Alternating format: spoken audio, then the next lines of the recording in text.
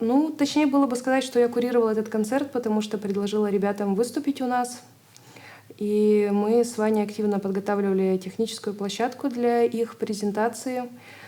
В общем, это, конечно, был очень насыщенный такой сумасшедший день. Было очень много гостей, как никогда много. Но все прошло окей. Конечно же, коммуницировать с технопоэзией было просто и весело. Хотя у меня на тот момент не было практически никакого опыта. Мы только начинали. Я только начинал. Это был мой первый вообще серьезный проект. И было, конечно же, много разного рода сложностей, связанных с неопытностью и вообще со сложностью места, где мы находимся. Мы переживали за то, что концерт будет очень шумный и трэшовый. У нас не было достойной звукоизоляции, но были беспокойные соседи. И мы набивали на окна кулис под мешки из-под кофе, чтобы хоть как-то минимализировать шум. Я помню, что было очень душно. Пришло неожиданно много людей, или ожидаемо много людей, сложно уже сказать. А в здании, где мы находимся, нет вентиляции. Но при этом мы не могли открывать окна, поскольку официально здесь нет никаких публичных мероприятий. Собственники здания не разрешали нам их проводить. Точнее, не то чтобы они не разрешали, мы с самого начала не заявляли, что здесь что-то подобное будет. Поэтому нам нельзя было сильно шуметь. Поэтому мы не могли закрывать окна, из-за чего было очень душно открывать окна. Но потом их приходилось открывать, а потом снова закрывать. И, в общем-то, я занимался в основном тем, что бегал, встречал людей, открывал и закрывал окна. Позже появились собственники, которые увидели через камеры наблюдения, сколько людей здесь было. Они, конечно же, оказались недовольны. В пространстве везде расставлены камеры, которые фиксируют количество гостей. И нам потом полностью выдали расклад о посещаемости, сколько их было, и с неясной целью, потому что легенда была, что студия была предназначена для видеосъемки, а никак не для проведения каких-то контркультурных мероприятий, симпозиумов, семинаров, концертов тем более. Ну, вообще было немножко боязно делать что-то впервые в неизвестном новом пространстве, где мы не понимали, чего ожидать от окружения, не понимали, стоит ли опасаться каких-то агрессивных реакций, например, со стороны соседей, со стороны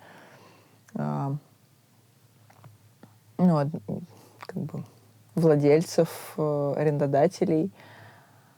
Вот. Было непонятно вообще, насколько это продолжительная инициатива и насколько вероятно, что мы будем долго занимать это пространство и сможем что-то здесь еще делать. Вот. Какие-то вот эти вот тревоги от неизвестности, они, наверное, больше всего будоражили в тот момент. И да, я вспоминаю нашу презентацию в тот день, когда мы что-то говорили. Это было, кажется, очень сумбурно. Мы пытались, конечно же, к этому готовиться. Мы даже писали какие-то речи, но в момент самой презентации это все куда-то делось, и мы стали просто придумывать что-то по ходу.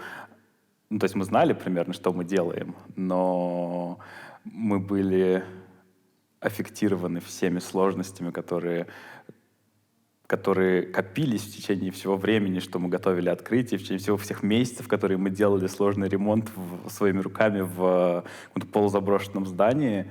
В общем, это было сумбурно и тяжело, но при этом я видел, что гостям открытия очень нравилась и технопоэзия, и, кажется, это был успех и технопоэзии, и студии. Еще одна вещь, которую я хотел сказать, которая важна лично для меня в этом месте. Как Маша сказала, у нас есть свободная комната.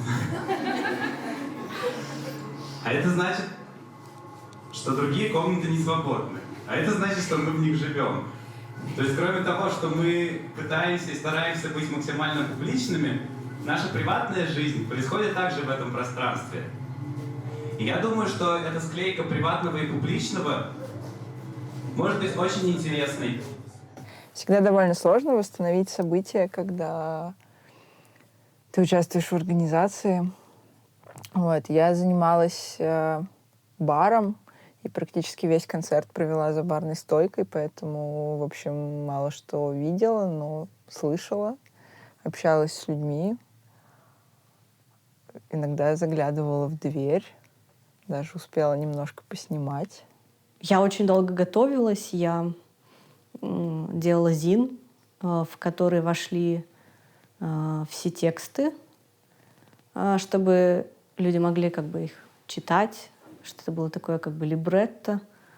И да, как-то это все закрутилось, и вот мы вышли, и все работали.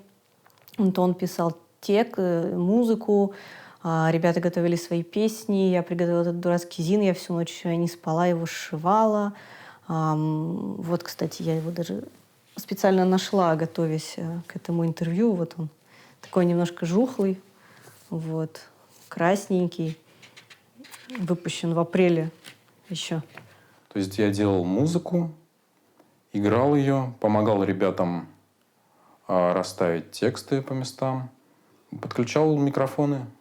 В принципе, все. Как бы первые, наверное, несколько лет концертов это все равно были какие-то волнения. И несмотря на то, что уже было какое-то признание, все равно приходилось волноваться. Что же. И, значит, этот концерт, столько нервотрепки было. Помню, переживали, что вдруг менты нагрянут. Тогда же у нас тексты протестные, а мы все еще в секретность играем. Мы не продавали билеты, а приглашали людей по своим каналам, как сейчас помню. Пользовались тогда имейлами, и такой был Telegram, мессенджер, он зашифровывал все, чтобы никакой ФСБшник и Эшник не смог прочитать. Эшник — это Центр отдел по борьбе с экстремизмом. Да, представляете, тогда с экстремизмом боролись, и все жутко переживали, нервничали. Честно говоря, больше всего в тот момент я боялся ментов. Мы не знали, на каких основаниях мы находимся, у нас не было договора аренды, собственники не знали, что здесь происходит. И просто был какой-то страх, что все это просто закончится прямо сейчас, нас отсюда выгонят, и как бы окажется бессмысленным все, что мы пытаемся делать. Но этого не произошло. Я тогда опаздывала. Было очень тепло, май. Я опаздывала, я бежала с метро. И, подходя к этому месту, где была студия, я обнаружила, что там рядом стояло несколько автозаков. Я, конечно, очень испугалась, потому что я, конечно же, подумала, что они приехали по нашей душе. Потом я, конечно, поняла, что там рядом было отделение полиции, они просто стояли рядом с отделением полиции.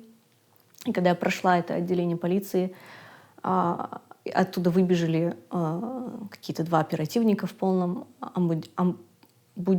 обмундировании. И они что-то так как-то забежали в этот автозак, один кричал там: «Давай, давай, все, скорее, едем на место», все с автоматами. Тут я подумала, что, может быть, это все-таки к нам. Вот, и решила немножко притормозить, идти медленнее, чтобы чуть что успеть всех оповестить о том, что происходит. Но когда я дошла до студии, я увидела только какое-то невероятное количество людей, которые пришли на нашу презентацию. И никаких ментов, к счастью, не было. И это, наверное, было одним из самых больших страхов на тот момент.